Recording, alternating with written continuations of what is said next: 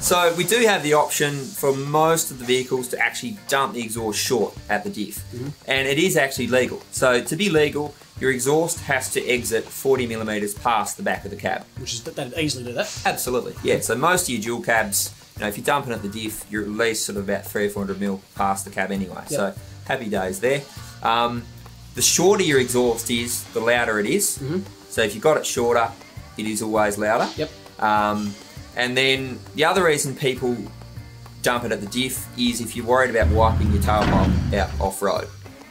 So, you know, you keep it short, you're not exposing it at the back, you know, off-road. So. And is it cheaper to do that? You're not using as much in the way of components? Yeah, it's definitely cheaper if you want to dump it at the diff. So basically, you're not buying as much exhaust, so you save some pennies.